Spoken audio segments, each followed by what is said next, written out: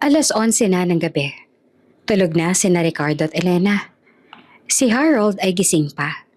Nag-work sa home office niya habang si Gail naman ay nasa kanyang kwarto na nasa ground floor kasama ang ibang domestic staff. Biglang may malakas na kalabog na narinig mula sa likod ng mansyon. Sumunod ang tunog ng basag na salamin. Agad na napabangon si Harold. Alam niyang hindi ito ordinaryong nakawan. Alam niyang maaaring may koneksyon ito sa Sandoval. Mabilis siyang lumabas sa office at tinawagan ng security guards, pero wala siyang naririnig na sagot. Alam niyang may masamang nangyari. Samantala narinig naman ni Gail ang kalabog. Nag-iisa siya sa kwarto pero hindi siya natakot. Ang una niyang naisip ay si Harold. Agad namang lumabas si Gail ng kwarto at nakita ang dalawang lalaking nakasuot ng bonnet. Umakyat sa hagdan patungo sa second floor kung nasaan ang kwarto ni Harold. Sino yan? Huwag kayong umakyat. Sigaw ni Gail kahit nanginginig ang boses. Hindi niya pinansin ang lalaki. Ang target na ay si Harold. Walang pag-aalandangan na pumunta si Gail sa kusina at dinampot ang pinakamalaking kawali na nakita niya. Tumaas siya pataas para protektahan si Harold. Si Harold naman sa kabilang banda ay pumasok sa kwarto ng kanyang mga magulang para siguraduhing ligtas sila. Wala siyang ibang nagawa kung hindi gisingin ng mga ito at saka balaan. Pa, magtago kayo, may pumasok sa bahay. Nang makita ng dalawang lalaki si Harold, agad silang lumapit. May hawak silang mga pamalo. Ikaw ba si Harold de la Vega? Sumama ka sa amin. Wala kang papatungan ng kamay. Sigaw ng isa. Nag-away si Harold at ang dalawang lalaki. Kahit sanay siya sa gym, dalawa sila at may pamalo pa. Halos mabalian si Harold na magsimula ng mga ito na atakahin siya. Nang akmang hahampasin na si Harold ng pamalo sa ulo, biglang dumating si Gail. Wag!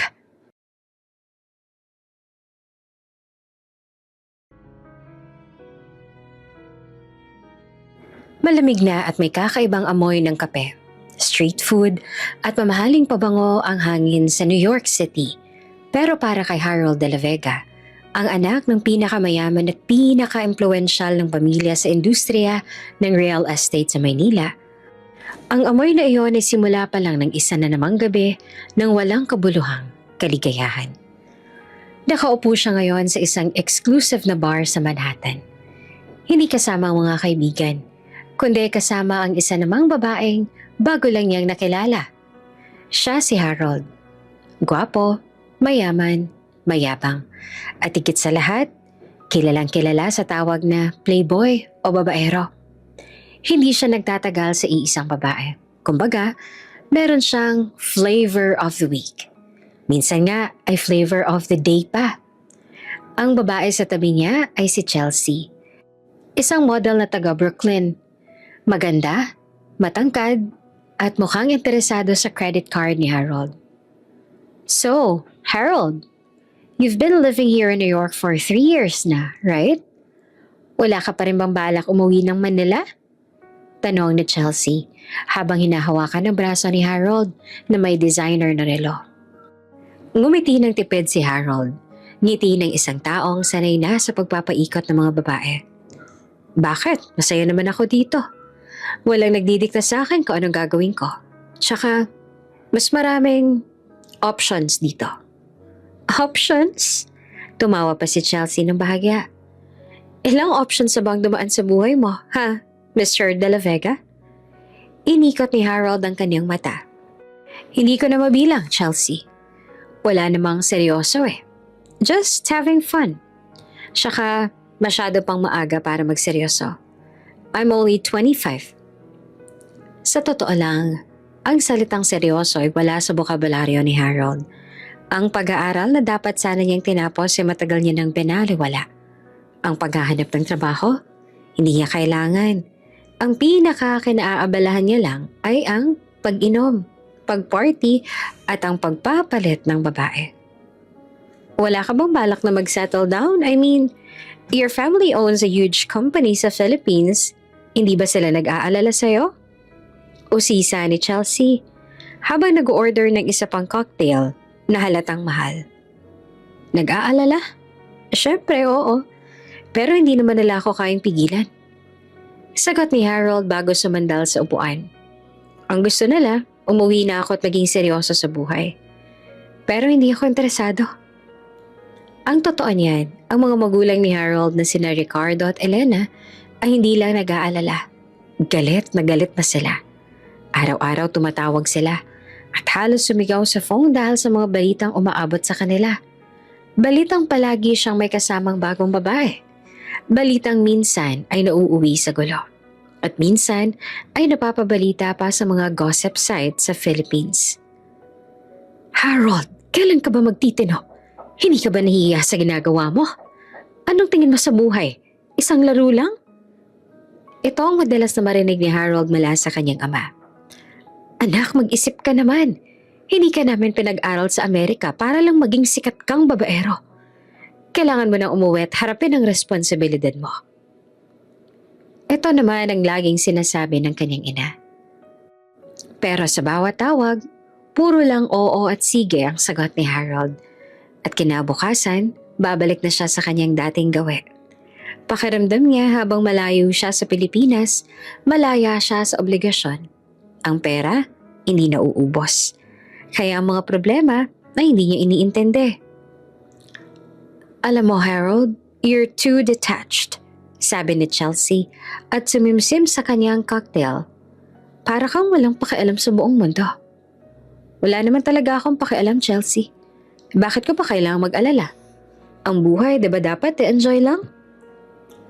Ang totoo, hindi lang naman pambababae ang problema ni Harold. Ang pagiging masungit at mayabang niya ay sumasabay pa sa mga bisyo niya. Hindi siya sanay na may sumasaway sa kanya at hindi siya sanay na may nag-uutos. Kaya naman mas gusto niya sa Amerika, kung saan wala siyang obligasyon kundi ang sarili niyang kaligayahan. Hindi rin matatawaran na pagiging seryoso ng mga magulang ni Harold sa sitwasyon. Ang kanilang negosyo ay may matinding kalaban, si Don Luis Sandoval, ang may-ari ng kumpanyang kakompetensya ng negosyo nila. Matagal nang naghihintay ng pagkakataon na pabagsakin ang mga De La Vega. At ang pambababae at kawalang seryoso ni Harold ay nagiging malaking liability sa kanilang pamilya. Isang beses, may babaeng inireklamo si Harold sa pulis dahil sa harassment. Na nasettle lang dahil sa impluwensya at pera ng pamilya niya. Kaya naman naging mas matindi ang pag-aalala ng mga De La Vega. Kailangan mo nang umuwi, Harold. Bulong na Mr. De La Vega sa phone ng nakaraang araw. Baka kung ano pang mangyari sa'yo dyan. Masisira lang ang pangalan ng pamilya natin. Hindi mo naiintindihan ang sitwasyon dito. Okay lang ako, pa. Huwag niyo na ako intindihin. Sagot naman ni Harold habang nagmamadali ng umalis sa apartment ng isang babae.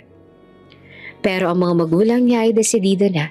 Kailangan nilang mapauwi si Harold. Ngayon na.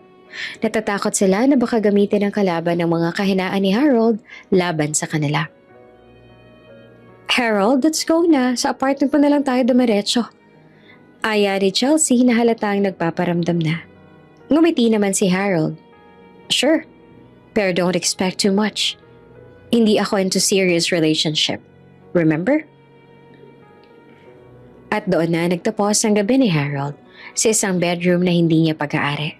Kasama ang babaeng bukas makalawa ay hindi niya na maaalala ang pangalan. Ganon ang buhay ni Harold sa New York. Walang katapusan, paulit-ulit at walang kabuluhan. Habang naglalakad sila ni Chelsea sa kalye, nakita ni Harold sa kanyang phone ang isang urgent na message mula sa kanyang tatay. Harold, kailangan mo nang umuwi. Agad. May kailangan akong sabihin sa iyo na napakaseryoso. Hindi na to tungkol sa mga babae. Bumili na kami ng ticket mo. Bukas ng gabi ang flight mo. Wala nang pero-pero at walang mamaya ako maririnig sa iyo. Doon na naramdaman ni Harold ang bigat. Hindi na ito simpleng utos ng magulang. Mukhang may malaking problema talaga. Pero kahit may kaba, hindi pa rin niya maiwasang mag-isip. Sayang, may date pa naman sana ako bukas. Aniya sa isip. Ganoon kasama si Harold. Ang kanyang priorities ay laging nakatutok sa sarili niyang kaligayahan. What's wrong? Tanong ni Chelsea Habang nakatingin sa mukha ni Harold na medyo napalitan ng pag-aalala.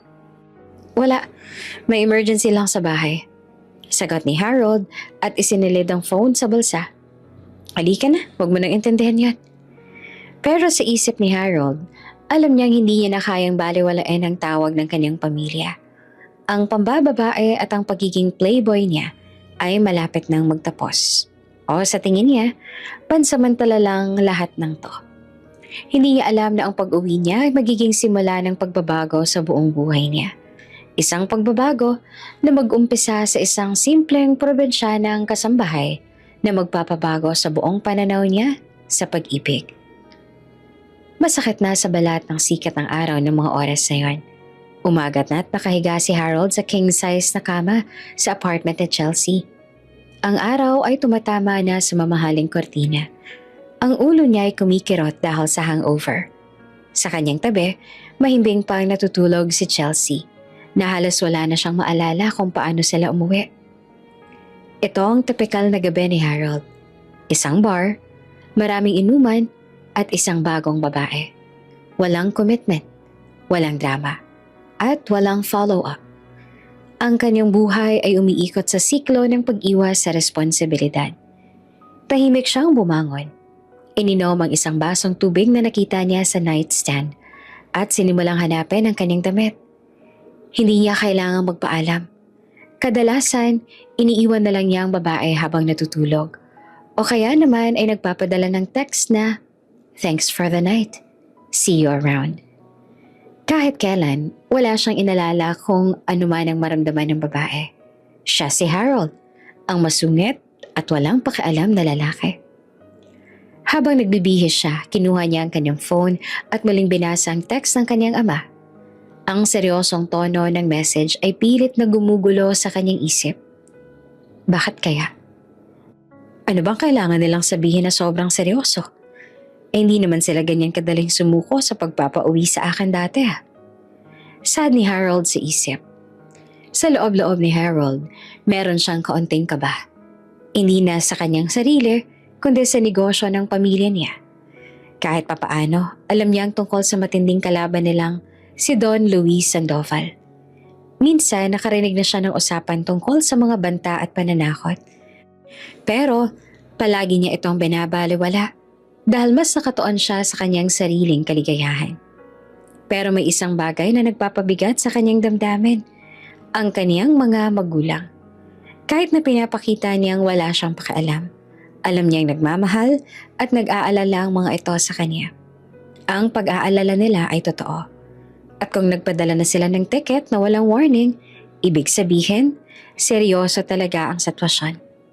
Sumandal siya sa pader at nag-isip. Sa loob ng 3 taon, si Harold ay naging sikat sa social circles ng mga rich kids sa New York.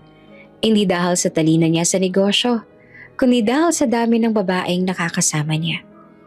Meron siyang listahan sa kanyang isip ng mga babae na tinatawag niyang The Flavors. Si Chloe, na isang art student na nakilala niya sa isang art gallery, tumagal sila ng 3 linggo dahil gusto ni Chloe ang mga designer clothes na binibili niya. Si Bianca, na isa namang waitress na taga-Brazil, 1 linggo lang sila at nagtapos ang makita ni Bianca na may iba siyang kasama. Hindi na siya nag-abalang magpaliwanag. Si Samantha, na isang filmmaker na masyadong intense. Ginawa niya itong muse kuno. Pero pagkatapos ng 2 araw, na-bored na siya sa kanyang mga kwento. Si Isabel, na isang tour guide na nakilala niya sa Paris. 1 night stand lang yon. Pero pinadalhan niya pa rin ng 1 dosenang rosas pag-uwi. Para kunwari, gentleman siya. Si Chelsea, isang babaeng natutulog pa sa kabilang kama. Hindi niya sigurado kung anong trabaho nito. Pero maganda ang hubog ng katawan at easy to get. Iyon lang ang importante sa kanya. Meron pang marami. Halos hindi niya na makilala kung sinong huli at kung sino ang susunod. Ang dami ng babae ay proof sa kanya na may kontrol nga siya sa buhay niya. At proof na hindi siya nakatali sa kahit kanino. Kailangan ko na talaga umuwi. Sad ni Harold sa isip. Pero bago ako umalis, kailangan ko muna magpaalam ng maayos. Hindi sa mga babae, kundi sa buhay na nakasanayan niya. Nag-iwan siya ng note sa nightstand ni Chelsea at hindi na lang basta text. Chelsea, I had to leave. May flight ako mamayang gabi. Thanks for the night. Harold. Wala siyang sinabing paalam o mag-iingat ka o kahit na anong sweet na salita. Hindi niya kabisado yon at hindi siya interesado na matutunan iyon. Nang makalabas siya sa apartment building, naglakad siya papunta sa kanyang sasakyan. Doon niya nakita ang isang missed call mula sa kanyang ina. Tinawagan niya ito pabalik. Hello? Ma? Harold, sa wakas. Bakit hindi ka sumasagot sa mga tawag ko? Hindi mo ba alam kung gaano kami nag-alala ng papa mo? Galit na may halong pagkahalala ang boses ni Elena. Kalma lang, ma. Kakaalis ka lang sa gym. Bakit ba? Ano ba talagang problema? Emergency ba talaga? Sagot ni Harold habang nag-iimbento ng dahilan. Oo, Harold. Grabe yung problema natin dito. Pero hindi ko pwedeng sabihin sa'yo sa phone. Basta, kailangan mong umuwi. Agad. Ang papa mo halos magkasakit na sa kakaisip sa'yo. Lalo na doon sa latest na balita na kumala tungkol sa'yo at dun sa babaeng nagre-reklamo. Napailing si Harold. Yun ba? Wala lang yun, ma. Nasettle na yun. Tsaka nag-iingat naman ako eh. Hindi ka nag-iingat, Harold. Kaya nga napagdesisyon na naming i-pull out ka na dyan. Delikado na sa'yo dyan. Baka mamaya gamitin pa ng mga Sandoval yung kawalang ingat mo laban sa atin. Doon na naramdaman ni Harold ang bigat ng pangalan ng kalaban. Okay ma, sige. Uuwi na ako. Mamayang gabi ang flight ko, tama? Oo, sige. Mag-iingat ka sa biyahe. Wala ka na ibang commitments dyan, ha? Diretsahin mo na yung airport. Bago pa man sumagot si Harold, ibinabana ni Mrs. De La Vega ang phone. Umupo si Harold sa kanyang sasakyan at tiningnan ang busy street ng New York. Ito na ang huling araw niya bilang certified playboy ng Amerika. Sige, uuwi na ako. Pero hindi ibig sabihin na magiging seryoso na ako. Sa Pilipinas, mas maraming babaeng maganda. Mas madali kong makukuha ang gusto ko. Aniya sa isip. Hindi pa rin nagbabago ang pananaw ni Harold. Ang pag-uwi niya ay isang forced vacation lang mula sa playground niya sa New York. Wala siyang balak na maging seryoso. Wala siyang balak na umayos. Hindi kalaunan, nagmaneho siya papunta sa kanyang apartment. Nag-empake at nagbadaling mag-ayos. Habang nag-empake, nahulog mula sa kanyang briefcase ang isang Polaroid photo. Larawan niya kasama si Chloe, ang art student. Nakatingin siya sa larawan ng ilang segundo. May bahagyang guilt na pumasok sa kanyang isip. Pero mabilis itong ipinilig. Wala akong kailangan na seryosohin. Itinapon niya ang larawan sa basurahan at inayos ang kanyang maleta. Kasabay ng mga mamahaling damit at pabango, bitbit niya ang kanyang masungit at babaerong ugali. Handang-handa na siyang umuwi at harapin ang kanyang mga magulang. At ang panibagong set ng flavors na naghihintay sa kanya sa Pilipinas. Pagdating niya sa airport bago siya mag-check-in, nag-send siya ng group text sa lahat ng mga babaeng posible niyang i-date sa New York. Hey, leaving NYC for a while. It's been fun. Text you when I get back. Take care. Wala na siyang binanggit na pangalan. Isang generic na message lang. Ganon siya kasimple at kasungit sa mga babae. Hindi alintana kung masaktan sila. Ang mahalaga, naka-move on na siya. Hindi niya alam sa oras na lumapag ang eroplano niya sa Pilipinas, ang mundo niya ay magbabago ng tuluyan. Hindi dahil sa negosyo, kundi dahil sa pag-ibig na magpapatunay na ang isang masungit na playboy ay pwedeng magbago para sa isang simpleng babae. Alas 5, nasa airport lounge na si Harold habang naghihintay sa kanyang flight.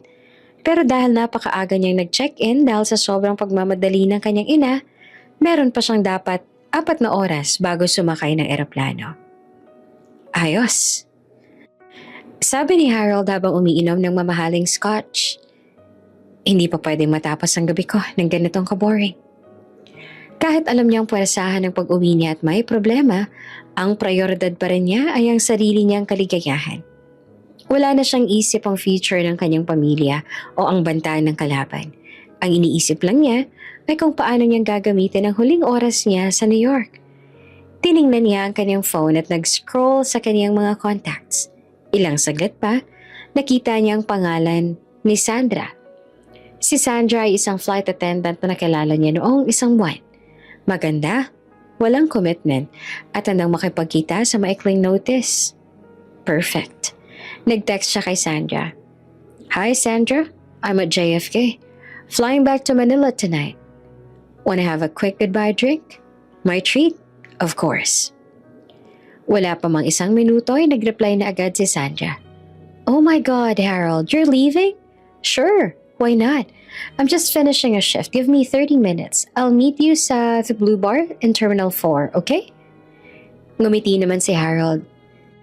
Ang tipikal ng ngiti ng isang predator na nakakita ng biktima. Excellent. Bulong niya sa sarili. Pagdating ni Sandra, nakasuot siya ng uniform na kaakit-akit. Malaki ang ngiti ni Sandra. Halatang masaya siyang makita si Harold. Harold, bakit naman biglaan yata ang pag-alis mo? Akala ko ba magde-dinner pa tayo bukas? Bati ni Sandra at umupo sa tabi niya. May emergency sa Manila eh. Family business? Sagot ni Harold, habang iniiskan ang buong katawan ni Sandra. Sayang, oo nga, excited pa naman ako sa dinner natin. Nag-order sila ng cocktail. So, seryoso ba talaga yung emergency ninyo? Mukhang nagmamadali ka.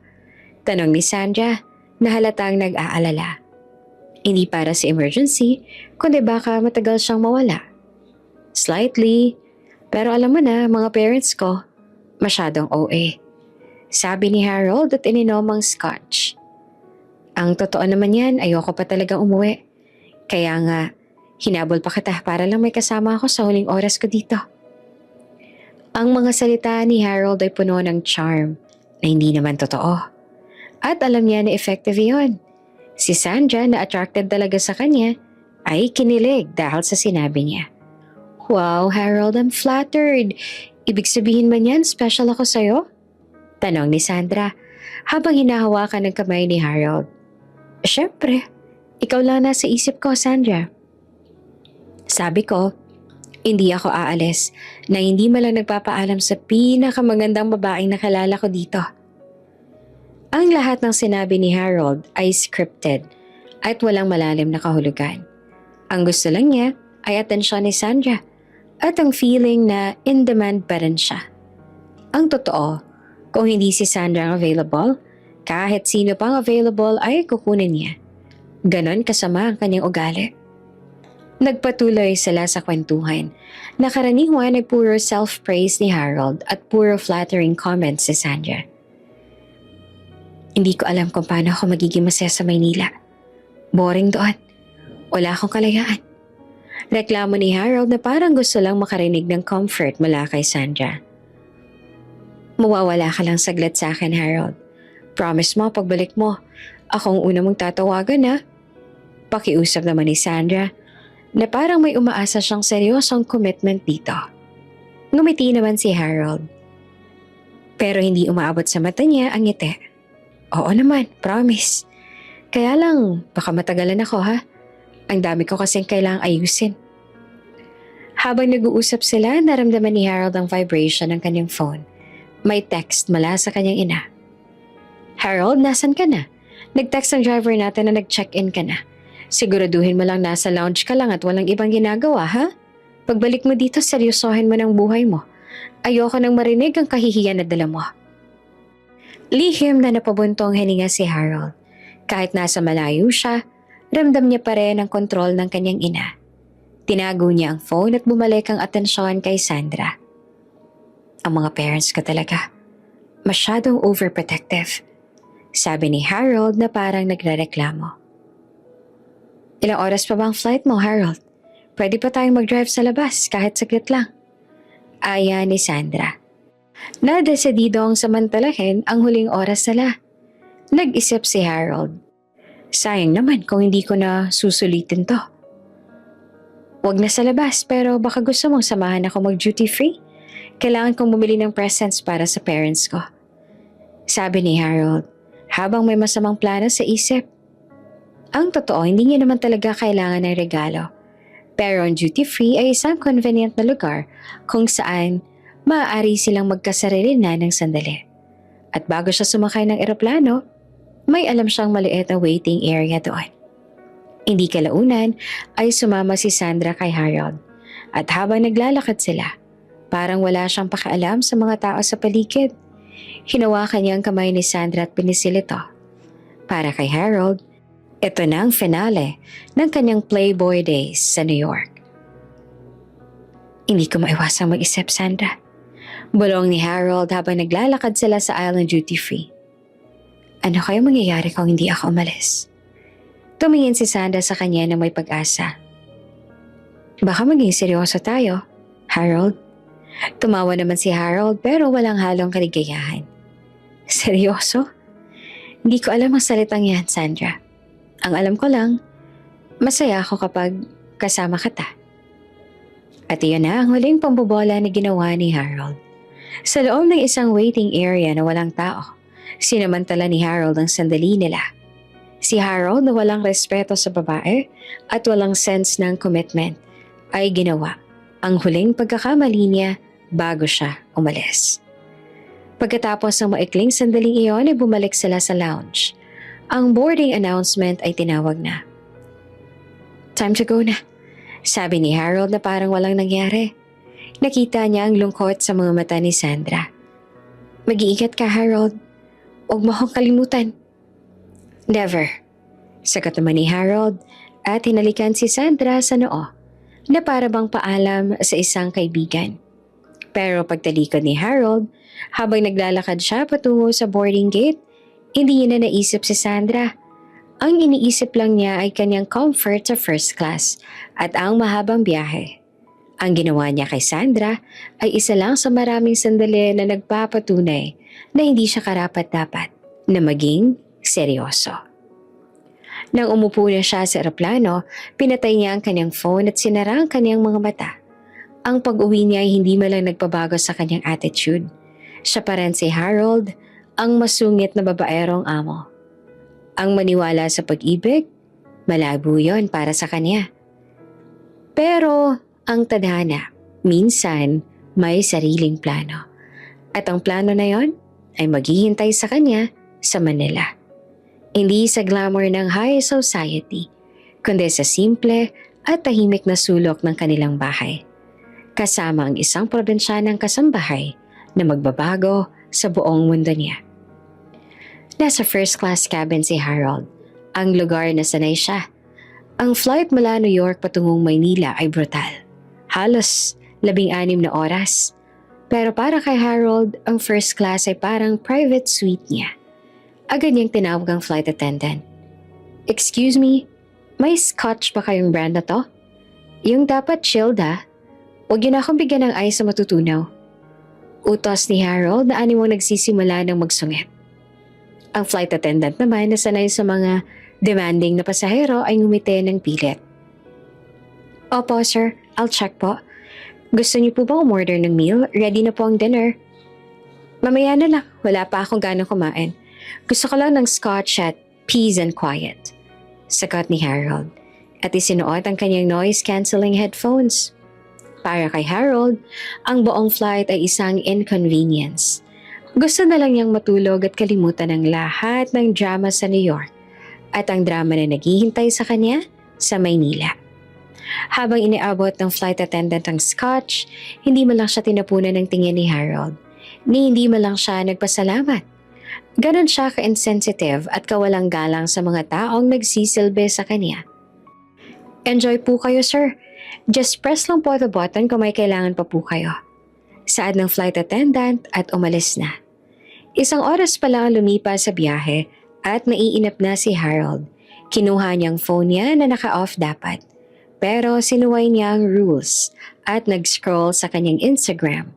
Puro larawan ng mga ex niya at mga babaeng nag-comment sa kanyang mga posts ang nakita niya. Ang dami ko palang naiwan sa New York. Saad niya sa isip bago bumuntong hininga. Ang dami ko pang kailangang balikan. Pero kasabay ng pag-iisip na yon, bigla niyang naalala ang seryosong tono ng kanyang ama, ang tungkol sa kalaban at sa peligro. Hindi niya maiwasang mag-isip ng, bakit pa kasi ako naging ganito?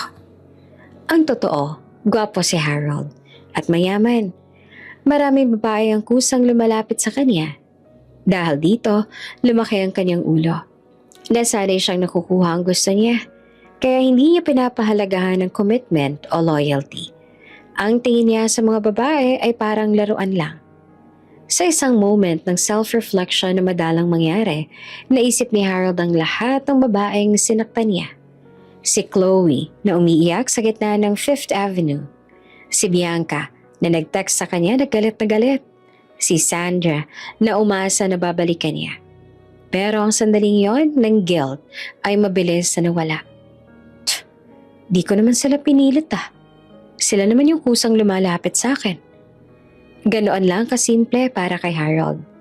Nang makatulog siya sa gitna ng flight, sumasagi sa kanyang panaginip ang mga mukha ng galit niyang magulang at ang mukha ng hindi niya kilalang kalaban. Ang stress na matagal niya nang iniwasan ay bumabalik na. Sa kabilang banda, sa Pilipinas, si Mrs. Elena de la Vega at Mr. Ricardo de la Vega ay nasa bahay. Gising na gising kahit madaling araw na. Nag-aalala sila. Ricardo, check mo nga ulit yung flight tracker. Dapat landing na yun, diba?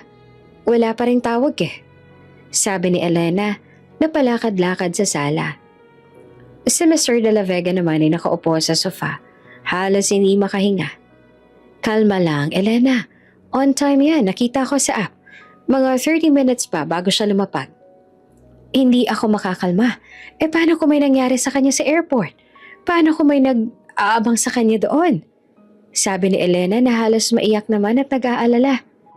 Ang takot nila hindi lang naman tungkol sa pambababae ni Harold, kundi mas tungkol sa kaligtasan niya. Si Sandoval, alam mo namang gagawa yun ng paraan para saktan tayo. Ang pinakamahinang link natin ngayon ay si Harold. Bulong ni Ricardo. Kaya nga.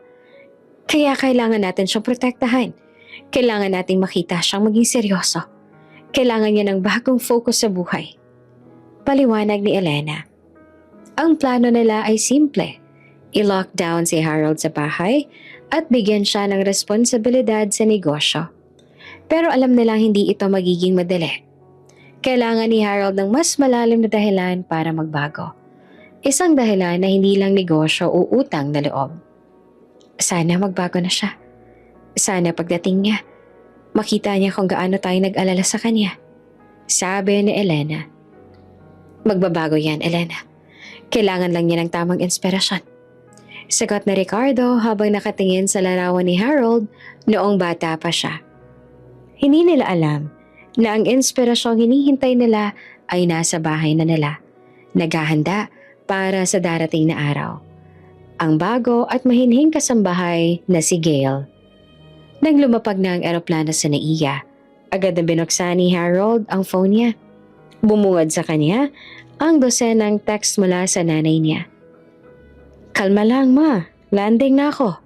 Text si Harold at naglakad na palabas. Paglabas niya sa gate, agad niya nakita ang driver nila. Si Mang Tony at ang security detail nila. Hindi niya gusto ang atensyon na binibigay sa kanya, pero wala naman siyang magawa. Sir Harold, welcome back po. Andito po ako. Halina po kayo, naghihintay na po ang parents niyo. Bati ni Mang Tony na masigla at masaya siyang nakauwi. Okay, huwag kang sumigaw Mang Tony, ang ingay mo. Masungit na sagot naman ni Harold. Habang nagmamaneho sila pa uwi, tahimik si Harold. Ini-scan niya ang kalsada ng Maynila. Iba ang pakiramdam kesa sa New York. Mas mainit, mas maingay, at mas maraming traffic. Ito na naman, ang boring ng buhay ko sa Pilipinas. Bulong niya sa sarili. Pagdating nila sa mansyon, agad siyang sinalubong ng galit at pag-aalala ng kaniyang mga magulang. Harold, sa wakas! Sigaw ni Elena at niyakap siya ng mahigpit. Ouch, ma! Masyadong mahigpit! Reklamo ni Harold. Tiningnan siya ni Ricardo. Ang mukha ay seryosong seryoso. Diretso ka sa office ko, Harold. May mahalaga tayong pag-uusapan. Ngayon na. Nakita ni Harold ang seryosong tingin ng ama. Alam niya na wala siyang kawala dito. Dito na mag-uumpisa ang iyakan at sigawan ng pamilya. Okay pa, pero pwede bang magpahinga muna ako? Karagaling ko lang sa long flight. Pakiusap ni Harold. Hindi. Ngayon na. Kailangan nating ayusin ang sitwasyon mo ngayon na. Matigas na sabi ni Ricardo habang naglalakad si Harold patungo sa office ng kaniyang ama. Hindi niya man napapansin ang isang babae na tahimik lang na nagpupunas ng table sa dining area. Siya si Gail, ang bagong kasambahay. Mahinhing probinsyana na magiging susi sa pagbabago niya. Pero noong oras na yon, wala siyang pakialam. Bisa siya sa pag-iisip kung paano niyang kukontrahin ang utos ng kanyang ama at kung paano siya makakalabas ulit para maghanap ng bagong flavor sa Maynila. Dumiretso si Harold sa office ng kanyang ama. Ang office na iyon ay malaki. Punong-puno ng bookshelves at trophies. Mga patunay ng tagumpay ni Ricardo de la Vega na matagal nang pinilit na tularan ni Harold, pero palagi niyang tinatanggihan. Pagpasok ni Harold, agad niyang nakita ang seryosong mukha ng kaniyang ama at ina. Si Ricardo ay nakatayo sa tabi ng malaking bintana, habang si Elena naman ay nakaupo sa sofa, halos maiyak na. Opo, Harold. Utos ni Ricardo, ang boses ay malamig at matigas. Umupo si Harold. Nakahalukip-kip at walang bakas ang pagsisisi sa mukha. Naghahanda na siya para sa pagtatalo. So, ano po ba talagang emergency? Pinilit niyo ba akong pauwiin dito para lang sermonan ulit tungkol sa mga babae ko? Tanong ni Harold na halatang naiinip. Mabilis na lumapit si Ricardo at hinampas ang mesa ng malakas. Walang patumanggang sagot yan, Harold. Pambababae? Kahihiyan ang dinadala mo sa pamilya natin. Alam mo ba kung ganong kalaking epekto ng mga ginagawa mo sa negosyo natin? Business. Kaya ko naman bayaran lahat ng sira na ginawa ko pa. Huwag kayong mag-alala. Mayaman tayo, diba? Sagot ni Harold na tila nagbibiro. Hindi ito tungkol sa pera, Harold. Tungkol ito sa pangalan natin. Sa 3 taon mo sa New York, wala ka nang ginawa kundi mag-party, mag-aksaya ng pera, at magpalit ng babae na parang damit. Ni hindi mo nga tinapos ang kurso mo. Wala ka bang balak na maging seryoso sa buhay mo? Sumbat na Ricardo na halos nanginginig sa galit. Si Elena naman ay umiiyak na. Anak, parang awa mo na. Para kaming mamamatay sa pag-aalala sa'yo. Tingnan mo ang papa mo. Halos magkasakit na siya. Alam mo bang nag-aalala rin kami sa kaligtasan mo? Lalo na ngayon. Doon lumambot ang kaunting ekspresyon ni Harold.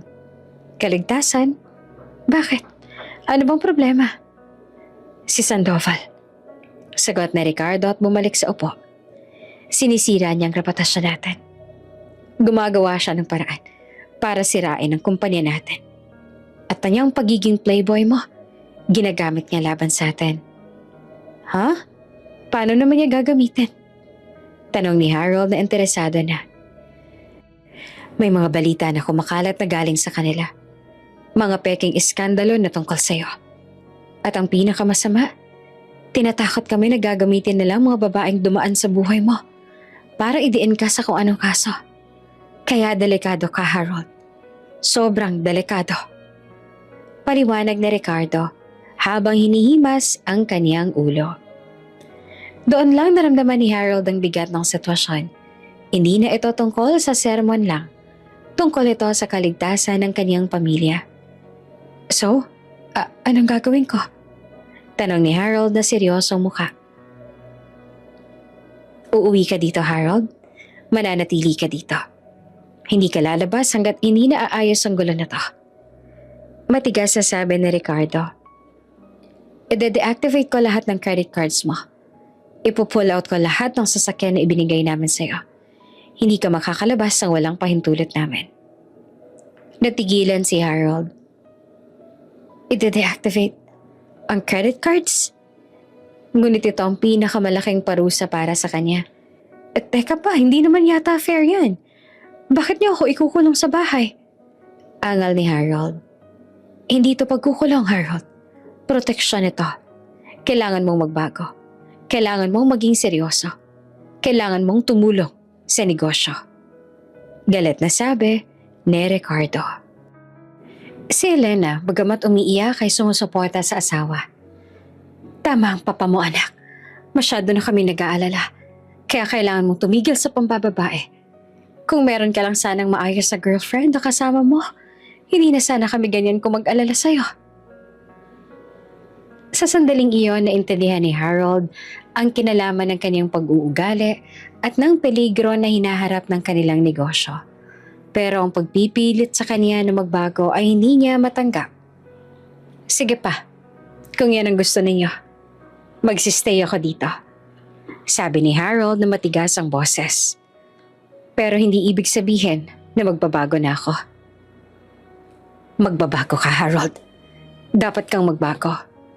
Bulong ni Ricardo. Kailangan mo lang ng tamang inspirasyon. Tinapos si Ricardo ang usapan sa isang napakaseryosong mukha. Nawala ang lahat ng prestige ni Harold. Nawala ang kalayaan niya. Siya ngayon ay nakakulong sa kanyang sariling mansyon.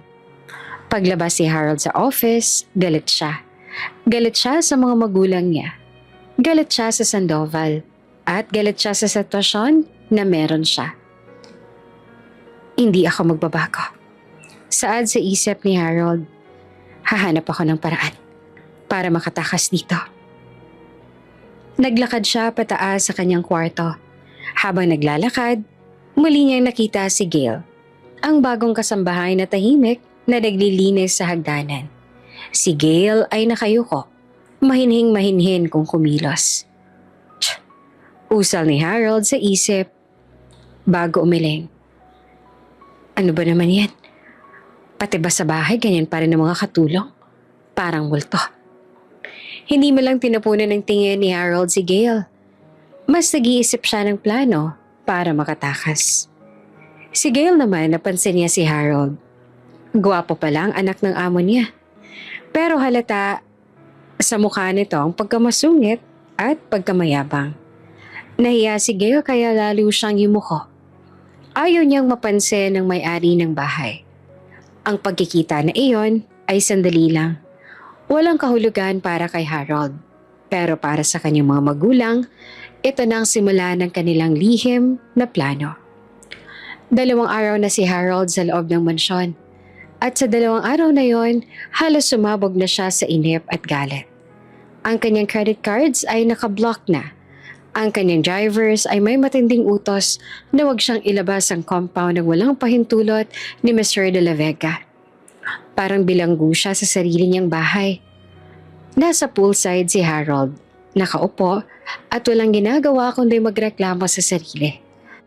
Nakasuot siya ng swimming shorts at shades, pero ang isip niya ay puno ng inis.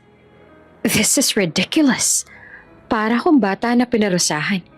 Hindi ko kailangan ng guard. Hindi ko kailangan ng lecture. Bulong niya sa sarili. Sinubukan niya na makipag-usap sa security guards. Sinuhula na ang driver nila, pero lahat sila ay takot sa kanyang ama. Seryosong-seryoso si Ricardo de la Vega sa pagkulong kay Harold.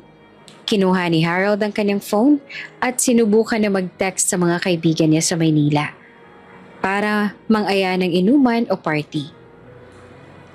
Guys, I'm back. House arrest. LOL. Can someone bring booze and some girls over? It's boring here. Hindi naman nagtagal, nag-reply ang kaibigan niyang si Miggy. Tol, seryoso ang mga parents mo, tumawag sa akin ang papa mo. Huwag daw ako magdala ng bisyo sa bahay niyo. Sorry pare, takot ako eh. Lalong nainis si Harold. Ini-stab na siya ng mga kaibigan niya dahil utos daw ng kanyang ama. Tingnan lang natin kung hanggang kailan sila magtitiis. Sabi ni Harold at inilubog ang paa sa pool. Samantala sa dining room, lihim na nag-uusap sina Ricardo at Elena. Pinapanood nila si Harold mula sa bintana. Kawawa naman ang anak natin. Sobrang boring na dito. Malungkot na sabi ni Elena. Pero kailangan niyang magbago, Ricardo. Lalo na ngayon, na sobrang delikado ang sitwasyon natin dahil kay Sandoval. Alam ko, Elena. Kaya nga kailangan nating simulan ang plano natin. Sabi ni Ricardo at hinawakan ng kamay ng asawa. Plano? Sigurado ka bang gagawin natin to? Paano ko malaman niya? Tanong ni Elena na nag-aalala. Hindi niya malalaman. Gagawin natin to ng dahan-dahan. Kailangan ni Harold ng isang dahilan para magbago. Isang inspirasyon na hindi pera o negosyo. Paliwanag ni Ricardo. At sa tingin mo ba, si Gail ang sagot? Tanong ni Elena na medyo curious. Oo. Napansin mo ba, Elena? Wala siya ng ugali ng mga babaeng nakilala ni Harold sa ibang bansa. Simple lang siya. Mabait at walang arte. Sagot na Ricardo. Nakikita ko sa kanya yung kabaitan na kailangan ni Harold. Kailangan lang natin silang paglapitin. Paano naman natin gagawin yan? Hindi nga niya pinapansin si Gail. Nandyan lang siya para magpunas ng mga gamit. Sabi ni Elena. Ngumiti si Ricardo. Kailangan natin gumawa ng sitwasyon na mapipilitan siyang makipag-usap kay Gail. Kailangan niya ng distraction sa boring na buhay niya. Tulad ng ano?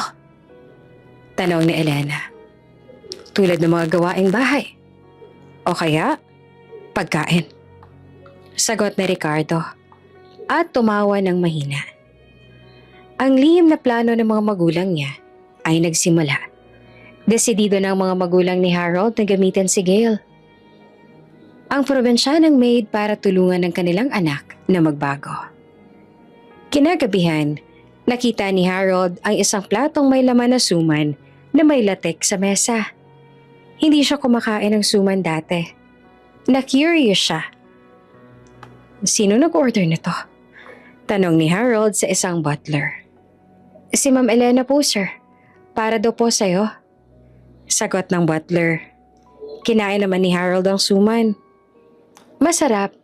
Ibang-iba sa mga desserts na nakain niya sa New York. Sino nagluto nito? Tanong ni Harold. Si Gail po, sir. Galing daw po siya sa probinsya at magaling daw po siya gumawa ng mga kakanin. Sagot ng butler. Doon lang pumasok sa isip ni Harold ang pangalan na Gail. Gail. Iyon ang pangalan ng tahimik na kasambahay. Kinabukasan, nakita ni Harold si Gail sa likod ng bahay na nagdidilig ng halaman. Nakasuot siya ng simpleng damit. Mahinhing-mahinhin kung kumilos. Nilapitan ni Harold si Gail nang walang pag-aalanlangan. Hindi dahil interesado siya, kundi dahil gusto niyang malaman kung paanong ginawa ang suman. Hoy! Tawag ni Harold na masungit pa rin ang tono niya. Agad naman na napatigil si Gail sa pagdidilig at lumingon kay Harold. Namutla siya nang makita si Harold na nakapamulsang lumapit sa kanya. Sir Harold, pasensya na po. Hindi ko po alam na nandyan kayo. Sabi ni Gail bago yumuko. Huwag kang mag-sorry. May itatanong lang ako. Ikaw ba yung nagluto ng suman kagabi? Tanong ni Harold ng diretsyo. Opo sir, ako po. Sagot ni Gail na hindi pa rin tumitingin sa mata niya. Pwede mo bang lutuin ulit mamaya? Gusto ko ng marami. Utos ni Harold. Opo, sige po sir. Sabi naman ni Gail. Tsaka, ano bang pangalan mo? Tanong ni Harold kahit alam niya na. Gusto lang niyang malaman kung gaanong nahihiya kung makipag-usap si Gail sa kanya. Gail po, sir. Gail Mercado. Sabi ni Gail. Okay, Gail. Sige na. Bumalik ka na sa loob. Sabi ni Harold at umalis na. Ikatlong linggo ni Harold sa house arrest. Ang kanyang galit at pagkainip ay unti-unting napapalitan ng kawalang gana sa lahat. Wala siyang magawa. Ang kalaro niya lang ay yung internet na pinapahina pa yung speed ng daddy niya para hindi siya makapag-download ng mga pelikula na hindi niya makontak ang mga kaibigan niya. Sa bahay, palagi niya nakikita si Gail Ang mahinhing kasambahay na gumagawa ng masarap na suman. Lagi siyang nakayuko, nagpupunas o di kaya nagwawalis ng tahimik. Isang hapon, naglalakad si Harold sa library ng kanilang mansyon. Isang malaking silid na puno ng lumang libro na hindi niya kailanman binasa. Naghahanap lang siya ng distraction para mawala yung boredom niya. Nang pumasok siya, nakita niya si Gail na nakaupo sa isang sulok na malapit sa bintana. May hawak si Gail na lumang comics. Hindi siya naglilinis. Mong hindi niya malang napansin si Harold na pumasok sa loob dahil masyado siyang distracted sa pagbabasa. Napakunot ang noon ni Harold. Bakit siya nagbabasa habang nagtatrabaho? Hindi ba dapat ay naglilinis siya? Doon lumabas ang masungit na ugali niya at agad na nilapitan si Gail na hanggang ngayon ay hindi malang nag-angat ng tingin sa kanya. Hoy, Gail, ano ba yan? Hindi ba dapat naglilinis ka? Binabayaran ka para magtrabaho, hindi para magbasa. Sabi ni Harold na matigas ang boses. Agad naman napatayo si Gail at halatang nagulat. Mabilis siyang itinago ang comic sa likod niya. Namutla siya nang makitang nakakunot ang noon ni Harold noong mga oras na yon. Sir Harold, pasensya na po. Tatapusin ko na po ito. Sorry po talaga. Sabi ni Gail na yumuko at halos hindi makatingin sa mata niya. Anong binabasa mo dyan? Tanong ni Harold na curious na pero masungit pa rin. Kahit nahihiya, itinuro ni Gail ang comics na halos luma na. Ito po. Lumang comics lang po. Nakita ko po sa isang mga lalagyan ng libro. Dinampot ni Harold ang comics at tinignan ang cover. Doon lang nagbago ang ekspresyon niya. Teka, Reader's Digest to ah. Archie and Jughead? Sabi ni Harold na malambot ang tono. Archie and Jughead. Ang paborito niyang comic character noong bata pa siya. Wala mang may alam sa kanyang pamilya na gustong-gusto niya ang comics na yon. Ito ang naging escape niya noon sa stress ng kanyang mayamang buhay. Opo, sir. Archie and Jughead po. Sabi ni Gail na nakita ang pagbabago sa mukha ni Harold. Bakit mo binabasa yan? Gusto mo sa Jughead? Tanong ni Harold na nakalimutan niya na masungit siya kanina. Nag-angat ng tingin si Gail at sa unang pagkakataon, nagtagpo ang mata nila. Opo, sir. Sabi po kasi nila, parang bata raw yung hilig ko. Pero gusto ko po talaga yung mga kwento niya. Nakakawala po ng pagod. At doon nagsimula ang koneksyon nilang dalawa. Ang masungit na amo at ang mahinhing kasambahay. Pareho silang may lihim na pagmamahal sa isang lumang comics na walang nakakaalam. Ako rin. Gusto ko yan. Sabi ni Harold at hindi niya sinasadya ang sinabi niya. Naging natural lang. Talaga po, sir? Tanong ni Gail na lumabas ang bahagyang ngiti sa mukha niya. Ang unang ngiti na nakita ni Harold sa kanya. Oo, paborito ko yan. Dati. Pero wala akong kaibigan na gustong-gusto yan kaya tinago ko na lang. Paliwanag ni Harold na parang nakikipag-usap na ngayon sa kaibigan at hindi sa isang kasambahay. Ako nga rin po eh. Wala pong may alam na gusto ko yan sa probinsya. Kaya po nagulat ako nang may Reader's Digest na comics kayo dito. Sabi ni Gail. Biglang nagbago ang mukha ni Harold. Nakakita siya ng bagong distraction sa kanyang boring na buhay. Teka, Gail, pwede mo bang ipahiram sa akin yan? Tanong ni Harold. Opo sir, sige po, sa'yo naman po ito eh. Sagot ni Gail at iniabot ang comics. Hindi mo na muna kailangan maglinis ha. Sige na, magbasa ka na lang muna. Ayoko ma-stress ka. Puro nilis na lang kasi nakikita ako sa'yo. Sabi ni Harold. Nagulat si Gail. Hindi niya ina-expect na ganyan siyang kakausapin ng masungit na amo.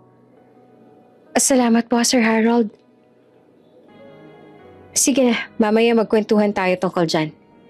Sabi ni Harold at umalis na hawak ang Jughead comics. Hindi niya namalayan, pero nagbago ang mood niya. Hindi na siya masungit. Naramdaman niya ang pagka-excite na matagal niya nang hindi nararamdaman. Samantala, lihim naman na nakikinig ang kanyang ina, si Elena, sa isang sulok. Naririnig niya ang buong pag-uusap ng dalawa tungkol sa comics. Archie and Jughead? Hindi ko alam na gusto pala ni Harold yan. Pero nag-usap na sila. Gumana ang plano ni Ricardo. Bulong ni Elena sa sarili at natawa. Oops! May break muna. Gusto mo bang ma-shoutout dito sa channel ni Ate Jane? Mag-comment lang ng lesson you learned from the latest story uploaded. Dahil pipili kami ng isang best comment of the day para i-shoutout sa susunod na upload. Kaya huwag kalimutang mag-iwan ng lesson you learned after you watch this video. Maraming salamat! Shoutout nga pala kina Rose Dayondon from Kuwait, Dolly Thomas from Bloomington, USA, at Shalala Ventura from Saudi Arabia. Sa ating mga taga-subaybay, paki-comment naman po kung taga saan kayo para alam ko kung hanggang saan umaabot ang mga kwento ni Ate Jane at nang ma-shoutout ko rin kayo sa mga susunod pa nating mga kwento. Maraming salamat sa pakikinig.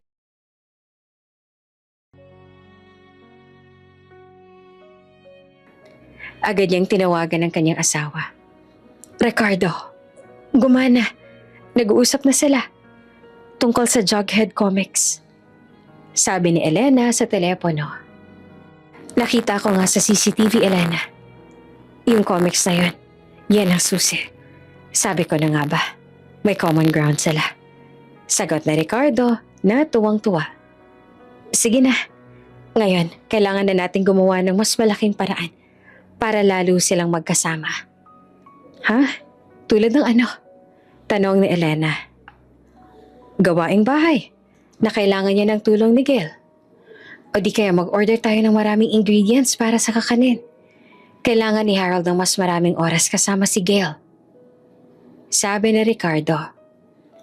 Mula nang matuklasan ni Harold at Gail ang common ground nila sa Jughead Comics, nagbago ang dynamic nila sa bahay. Ang masungit na si Harold ay may kausap na ngayon. At ang tahimik na si Gail ay may kakampi na. Ang una nilang ginawa ay magbasa ng magkasama. Isang hapon, nakita ni Harold si Gail na nag-aayos sa mga lumang libro sa library. Gail, tapos ka na ba sa Jughead issue number 43? Tanong ni Harold habang naglalakad patungo sa kanya.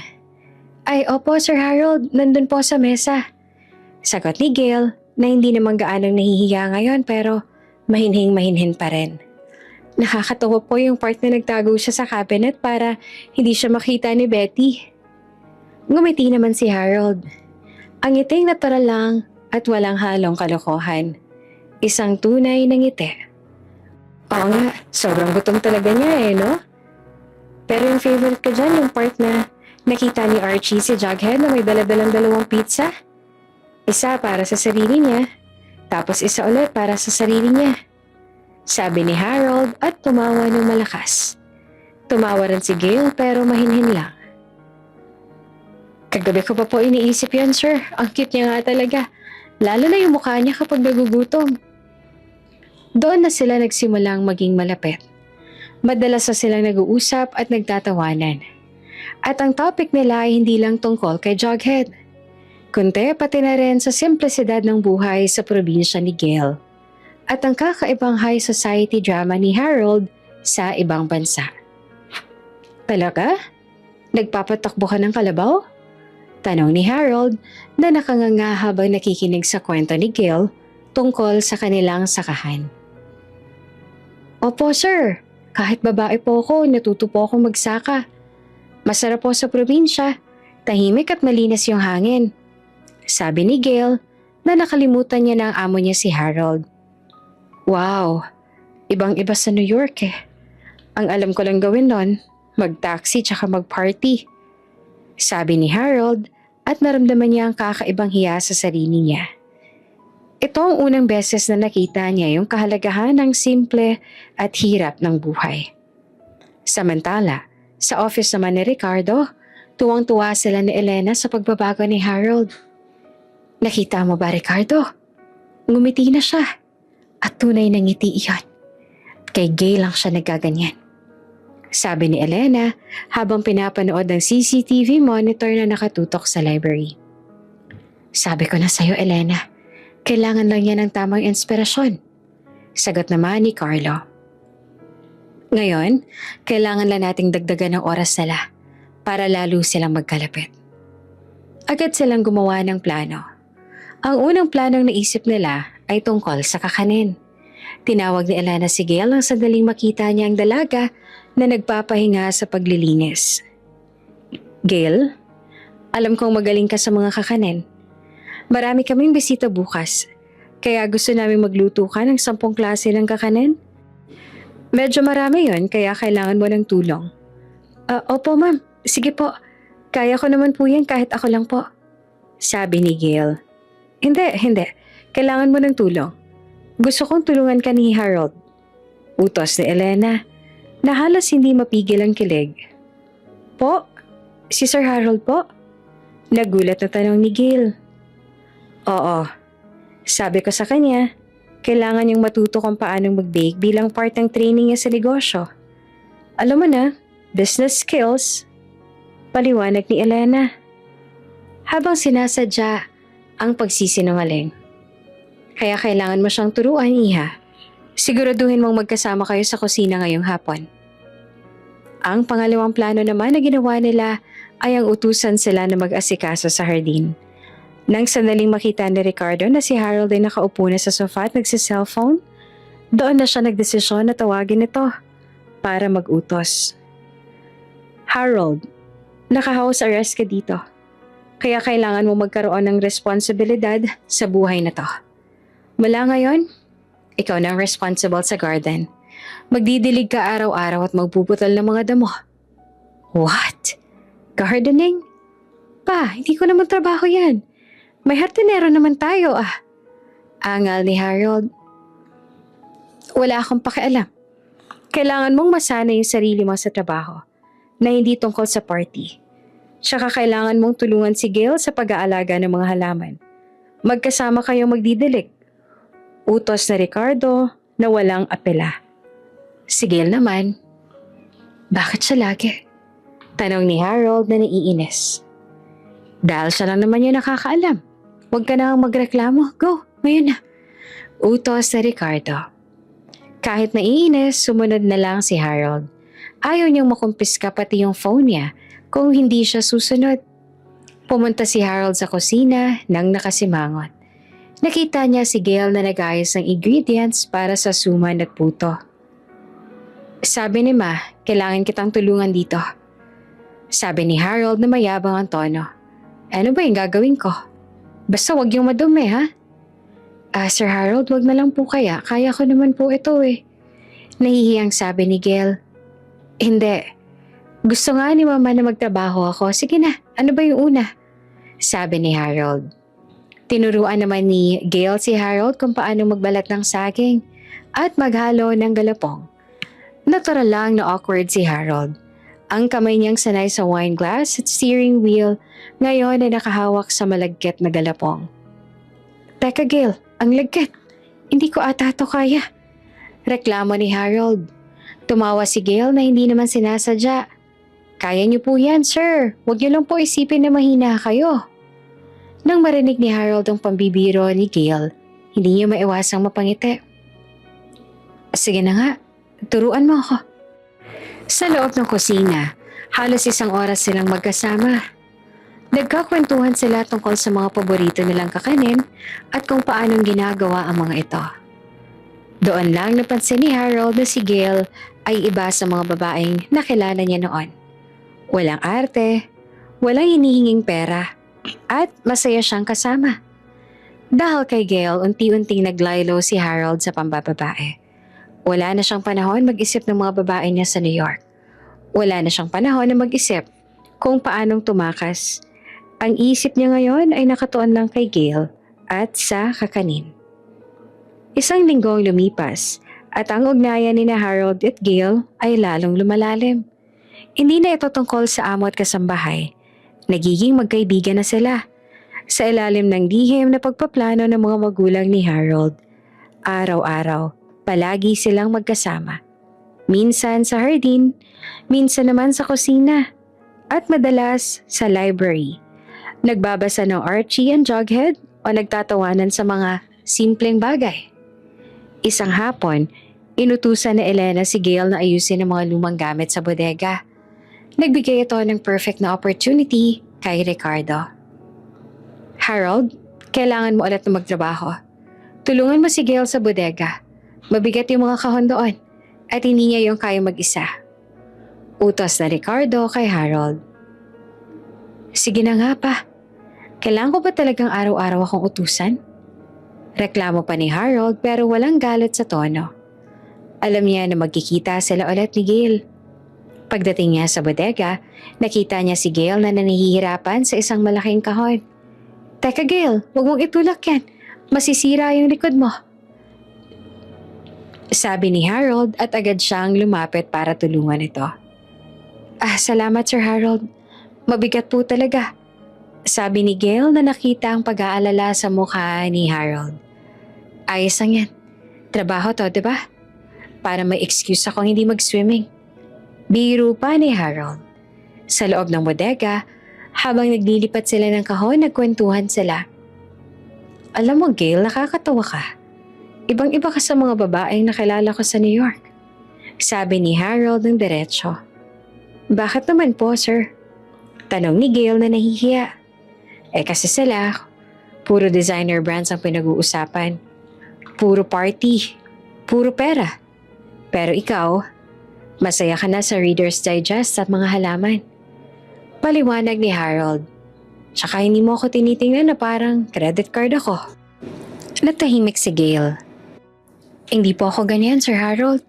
Ang importante po sa akin, tahimik ang buhay at masaya ang trabaho ko. Kaya nga iba ka. Alam mo ba dahil sa'yo, hindi ko na iniisip yung mga babae ko sa New York. Sabi ni Harold na seryoso na ang tono. Iyon ang unang pagkakataon na inaamin ni Harold sa sarili niya at kay Gail na nawawala na siya ng interes sa pagkababaero niya. Napansin talaga ng mga magulang ni Harold ang pagbabago. Naging mas kalmado si Harold. Hindi na siya sumisigaw at palagi siyang nakangiti kapag kasama si Gail. Isang umaga, naabutan ni Elena si Harold sa poolside na nagbabasa ng isang libro na hindi tungkol kay Jughead. Anak, nagbabasa ka na? Tanong ni Elena na tuwang-tuwa. Oo ma, tungkol sa pag-iingat ng mga halaman. Tinuro kasi sa akin ni Gail na kailangan ko daw malaman yung sakit ng halaman. Sagot naman ni Harold. Natigilan si Elena. Ang anak niya, interesado na sa halaman at tumutukoy na kay Gail. Harold, ayos ka lang ba talaga? Hindi ka na naiinis dito sa bahay? Tanong ni Elena. Hindi na gaano ma. Masaya naman akong kausap si Gail. Nawawala yung pagkainip ko. Sabi ni Harold bagong umiti. Ganun ba? O sige anak, masaya kami makita kang ganyan na masaya. Sabi ni Elena at niyakap ang anak. Pagkatapos nilang mag-usap, ay hindi na nagdalawang isip pa si Elena na tawagan ng asawa niya na may galak sa boses at animong tuwang-tuwa. Ricardo, sobrang bilis ng epekto. Nagbago na si Harold. Hindi niya na naaalala yung mga pambababae niya. Lagi pang nakangiti. Yung topic niya palagi tungkol sa halaman at kay Gail. Sabi ni Elena na tuwang-tuwa. Sabi ko na sa'yo Elena, kailangan lang natin ng tamang babae na magpapatinong sa kanya. Walang makakatulong sa kanya kung hindi si Gail lang. Sabi ni Ricardo na walang ibang nagawa ng mga oras na yon, kung hindi ang umiti. Ngayon, kailangan na nating i-level up yung plano. Nang sandaling makahanap ng tiyempo at nang makita ni Ricardo si Gail na nag-aasikaso sa kusina, hindi na siya nagdalawang isip pa na tawagin ito. Gail, may importante kang trabaho bukas. Kailangan mong bumili ng espesyal na ingredients sa palengke. Sa malayo para sa lulutuin ko.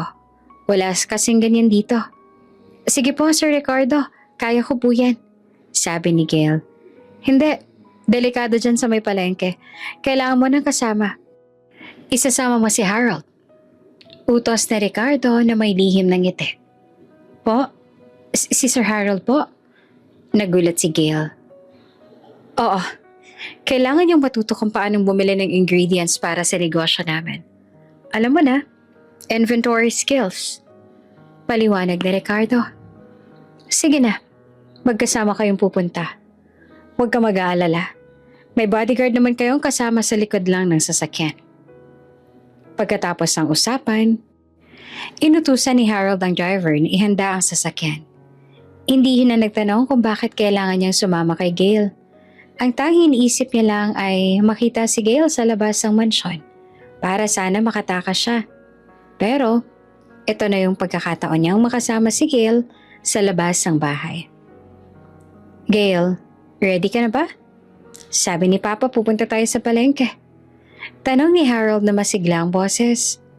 Opo, Sir Harold, tara na po. Sabi ni Gail na halatang kinakabahan pero masaya. Habang nasa sasakyan sila, nagtatawanan sila tungkol sa mga eksena ni Jughead sa comics. Hindi na napansin ni Harold na nakalimutan niya na ang tungkol sa pambababae.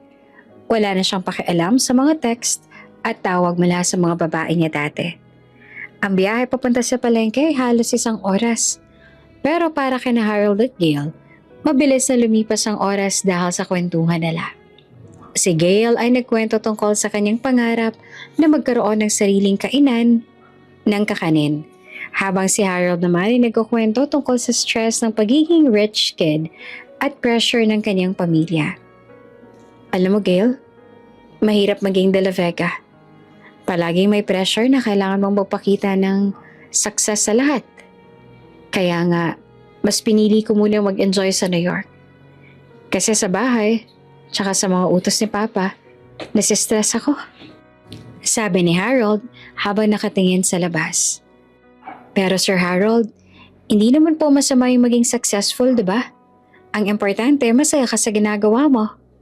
Sabi ni Gail sa mahinahong boses. Masaya? Ngayon lang ako nagiging masaya, Gail.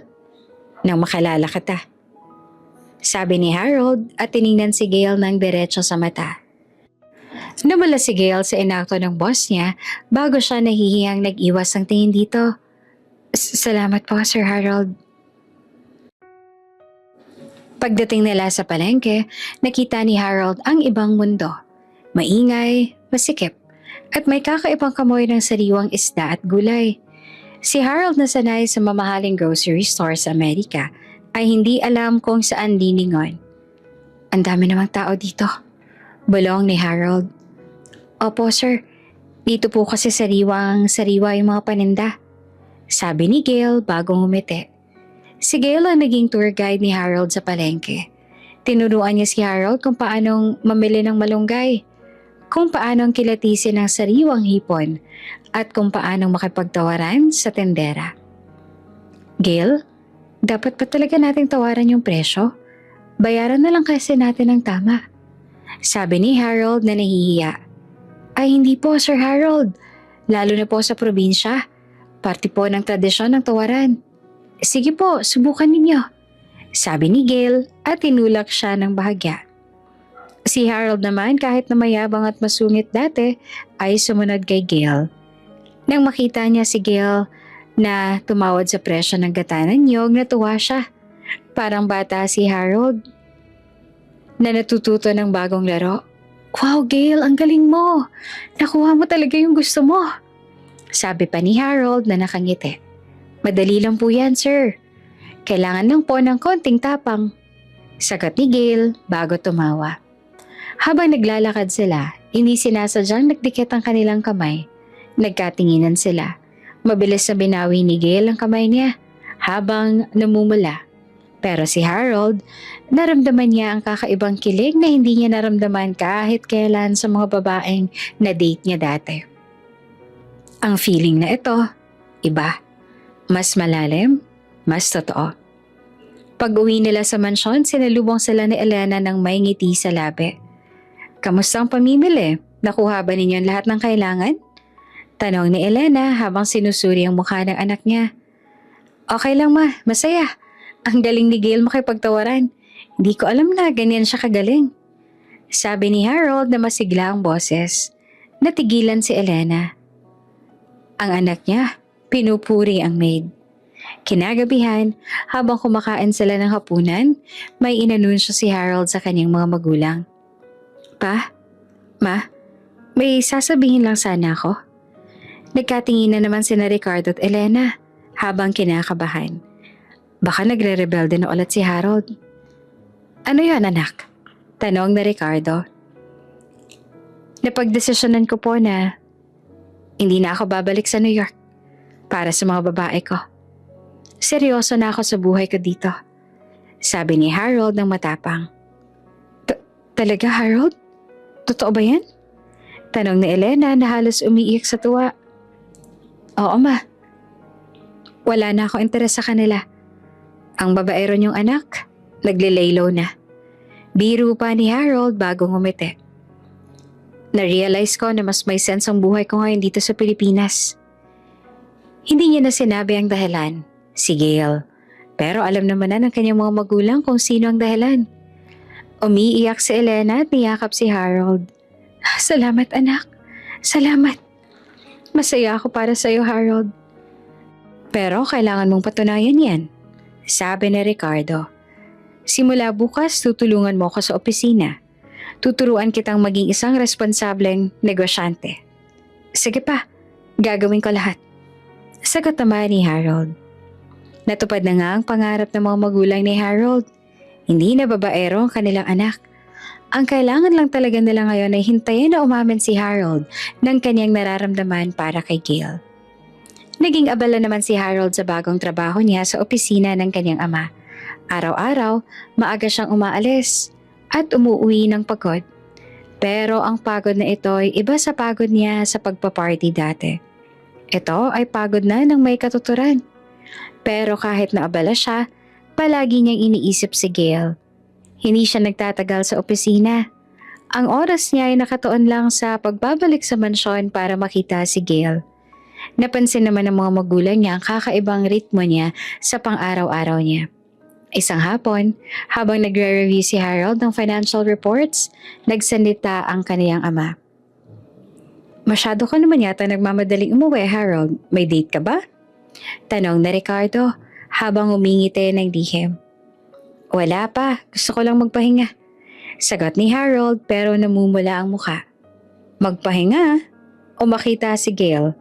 Biro pa ni Ricardo. Pa, ano ka ba? Sabi ni Harold pero tumawa siya. Oo na, gusto ko na siyang makita. Siya kasi yung nagpapawala ng stress ko. Abay, kung ganyan pala, kailangan mong i-maximize ang oras mo sa kanya. Dahil gusto mo siya, kailangan mo siyang tulungan sa trabaho. Sabi ni Ricardo, habang lihim na nagpaplano. Kinabukasan, inutusan ni Elena si Gail na mag-ayos ng lumang storage room sa second floor na ginawang home office ni Harold. Gail, kailangan mong ayusin yung mga papeles dyan sa office ni Harold. Sobrang gulo na. Utos ni Elena. Pero may kaunting problema. Alam mo na, mahilig yan si Harold sa mga babae dati. Kaya kailangan mong ayusin yung mga lumang gamit niya. Pero huwag kang magtataka kung may makikita kang mga larawan o kung ano pa. Ang totoong plano ni Elena ay para makita ni Gail ang pagbabago ni Harold, na itinapon niya na lahat ng alaala ng kanyang pagkababaero. Nang pumasok si Gail sa home office ni Harold, nakita niya nga ang maraming kalat, mga papeles, lumang sports gear at ilang kahon na galing pa sa New York. Sinimulan ni Gail ang pag-aayos ng tahimik. Habang nag-aayos, nakita niyang isang kahon na may nakasulat na NYC Mementos. Kinakabahan si Gail pero binuksan niya ito. At doon niya nakita ang ilang Polaroid photos ni Harold kasama ang iba't ibang mga babae. May nakayakap, may nakangiti. Halatang mga girlfriend ni Harold dati. Naramdaman naman ni Gail ang kurot sa puso niya. Alam niyang babaero si Harold pero masakit pa rin makita ang mga larawan. Pero sa ilalim ng mga larawan, nakita niyang isang note na nakaipit. Ito ay mula kay Harold. Past is past. No more distractions. Gail is different. Natigilan si Gail. Nanghina ang tuhod niya. Hindi niya alam kung para sa kanya ba yon o para sa sarili niya. Pero ang mga salitang yon ay nagdulot ng malaking kagalakan sa puso niya. Ang plano ni Elena ay nagtagumpay nga ng todo. Pagdating ni Harold sa home office niya, nakita niya si Gail na nakatayo sa gilid ng desk niya. "Gail, nandito ka pala. Pasensya na, sobrang gulo dito," sabi ni Harold. "Ayos lang po, Sir Harold. Inayos ko lang po yung mga papeles ninyo," sabi ni Gail. Teka, nakita mo ba yung kahon dyan? Yung may mga lumang gamit ko?" tanong ni Harold. "Opo, Sir Harold. Nakita ko po. Ito po yung mga pictures," sabi ni Gail habang iniaabot ang mga Polaroid. Nagulat si Harold. Hindi niya akalaing nakita ni Gail ang mga pictures niya. "Gail, alam mo yung mga yan, nakaraan na yan," paliwanag ni Harold na halatang nahihiya. "Wala na akong pakialam sa mga yan. Nakita ko po yung note niya sa ilalim ng mga pictures," sabi ni Gail at ngumiti. Namula naman si Harold. Iyon ang personal note niya sa sarili niya. Yan, oo, para sa sarili ko yan," sabi ni Harold. "Kasi, baka, Gail, nawala lahat ng gusto ko dati, nagdahil sa'yo." Hindi niya sinabi na gusto niya si Gail, pero naiintindihan naman ni Gail ang ibig niyang sabihin. Sige na po, Sir Harold, magtatrabaho na po tayo. Tulungan ko po kayo sa mga papeles," sabi ni Gail. Magkasama silang nagtrabaho sa office.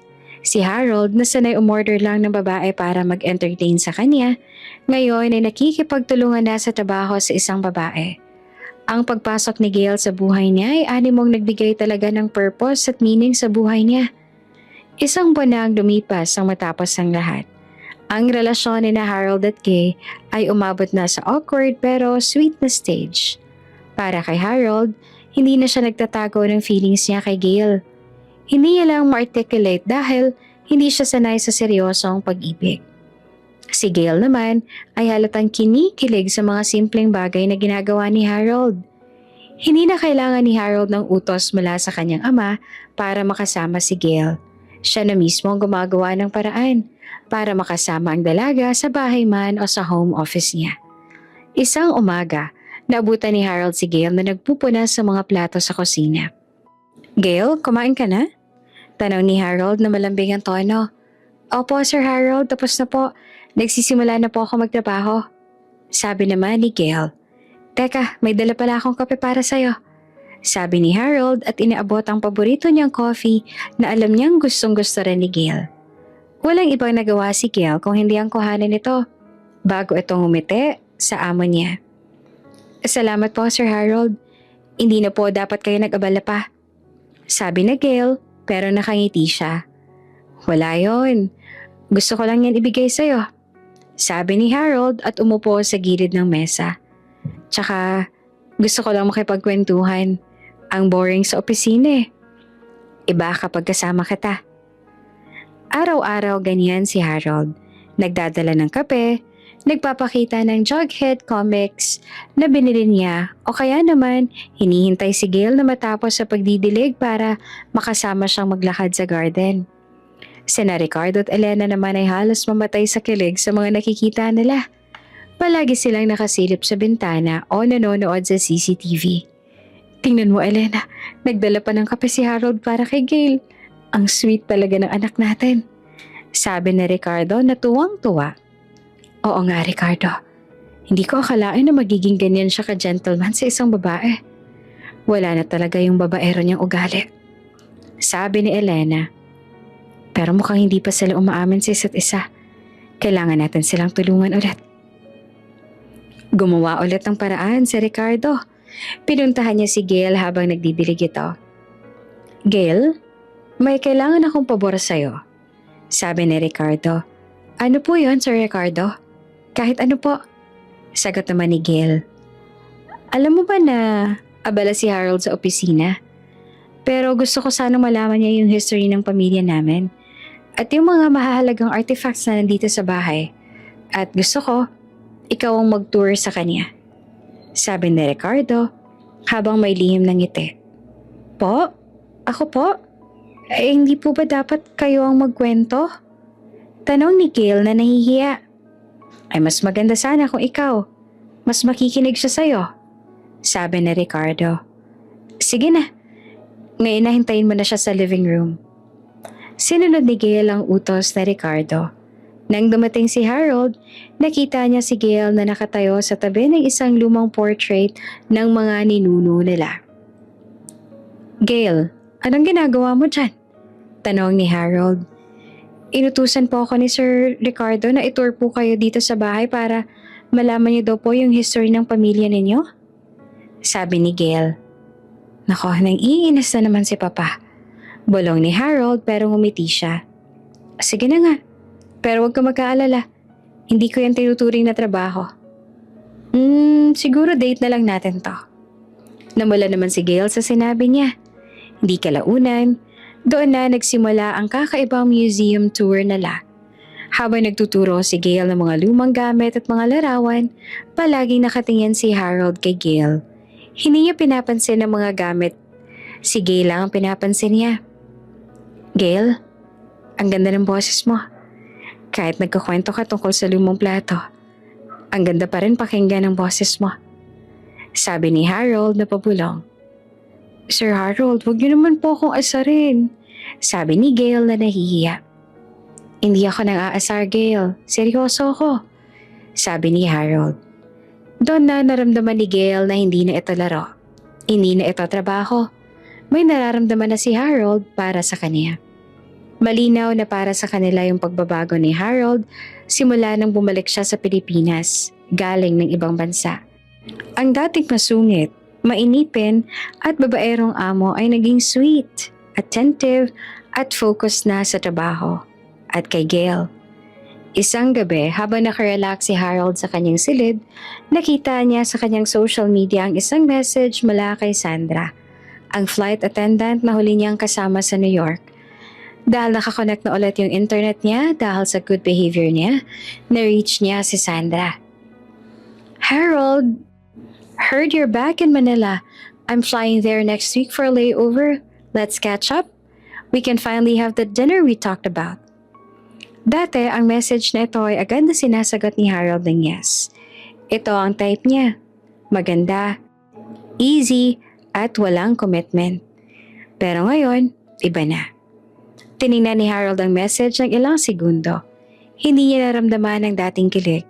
Ang naiisip niya lang ay si Gail. Ang tawanan nila sa palengke. Ang init ng kamay ni Gail nang magdikit ang mga kamay nila. Napakagatlabi na lang si Harold. Ayaw niyang sirain ang pagbabago niya, lalo na ngayon na malapit na si Gail sa kanya. Hi Sandra, thanks for reaching out. But I'm really busy here. I'm focusing on the family business and I don't think I can make it. Take care. Wala na siyang emoji o flirting na ginagamit. Seryosong-seryoso ang sagot niya. Ito ang tuluyang pagtanggi ni Harold sa kanyang pagkababaero. Nang makita ni Sandra ang reply, nagulat siya at nagpadala ng, Wow, you changed. What happened? Hindi na nag-reply si Harold sa chat niyang iyon. In-unfollow niya na si Sandra at ginawa niyang private ang account niya. Tapos na ang chapter na iyon ng buhay niya. Sina Ricardo at Elena naman ay hindi tumitigil sa pagpapalapit sa kanilang anak at kay Gail. Alam nilang nakalaylo na si Harold sa pambababae, pero gusto nilang magkaamina na sila. Isang hapon, nagpanggap si Elena na may sakit sa kanya. Aray, Harold, ang likod ko. Parang naipit, hindi ko na kaya. Sigaw ni Elena sa sala. Agad namang tumakbo si Harold pababa. Ma, ano pong nangyari? Aray, hindi ko kaya. Kailangan ko mag-apply ng gamot sa likod ko, pero hindi ko maabot. Sabi ni Elena habang sumasandal sa sofa. Harold, tawagin mo si Gail, dali. Siya lang nakakaalam kung paano to gawin. Tumakbo naman si Harold sa kusina at tinawag nga si Gail. Gail, si Mama masakit daw yung likod niya. Kailangan mo siyang tulungan. Pagdating ni Harold at Gail, nakita nila si Elena na nakahiga sa sofa. Nahalatang umaarte. Gail, pakiusap. Ikaw na lang mag-apply ng ointment sa likod ko. Alam mo na, yung papa mo busy sa office. Sabi ni Elena. Pero Gail, baka mahirapan ka. Harold, tulungan mo nga si Gail. Ikaw ang maghawak ng kamay niya habang naglalagay siya ng gamot. Natigilan naman si Gail. Maghawak ng kamay? Nahihiya si Harold, pero gusto niyang sundin ang utos ng kanyang ina. Dahan-dahan sinimulan ni Gail ang pagmamasahe sa likod ni Elena gamit ang ointment. Nakaupo si Harold sa tabi ni Gail at mahinang hinahawakan ang kamay ni Gail. Gail, okay ka lang? Tanong ni Harold na malambot ang tono. Opo, Sir Harold. Kaya ko po ito. Sabi ni Gail, pero sobrang bilis ang tibok ng puso niya dahil magkahawak ang gamay nila. Si Elena, habang umaarte na sumasakit ang likod, ay nagsasalita na para bang nagbibigay ng advice. Alam mo, Gail, sana makakita si Harold ng babaeng katulad mo. Yung simple, mabait, at marunong mag-alaga. Kasi yung anak ko, nagbago na yan dahil may inspirasyon na siya. Sabi ni Elena habang patingin-tingin kina Harold at Gail. Lalong namula si Gail. Alam niyang sinasadya iyon ni Elena. Sige na Harold, pwede ka nang tumulong kay Gail na mag-ayos ng mga kutsara sa kusina. Kailangan niya mag-relax muna. Ang ganda kasi ng masahe mo, sabi ni Elena at kininditahan si Harold. Naintindihan ni Harold ang ibig sabihin ng nanay niya. Nagbibigay ng chance si Elena para magkasama ulit sila ni Gail. Tara na, Gail. Aya ni Harold. Hindi niya naman binitawan ang kamay ni Gail hanggang makarating sila sa kusina. Mahigit 2 buwan na nakafocus si Harold sa negosyo ng kaniyang pamilya at ang kaniyang nararamdaman para kay Gail ay mas lalo lang na namumukadkad. Naging partner niya si Gail sa lahat. Sa trabaho, sa garden, at sa pag-aaral ng Jughead Comics. Isang gabi, galing si Harold sa opisina. Pagod na pagod dahil sa meeting tungkol sa bagong deal na seryosong kalaban ng Sandoval Group. Ang hirap talaga makipagnegosyo sa mga Sandoval. Gail, sinisiraan pa rin nila tayo. Reklamo ni Harold habang umiinom ng kape sa ginawa ni Gail. Kaya niyo po yan, Sir Harold. Matalino po kayo. Tsaka, andito po kami para suportahan kayo. Sabi ni Gail na mahinahon ng boses. Salamat, Gail. Ibang-iba ka talaga. Kung wala ka dito, baka nagrebelde na ulit ako. Sabi ni Harold at hinawakan ng kamay ni Gail. Sa sandaling iyon, ramdam ni Gail ang nararamdaman ni Harold para sa kanya. Tunay at walang kaartehan. 11:00 na ng gabi, tulog na sina Ricardo at Elena. Si Harold ay gising pa.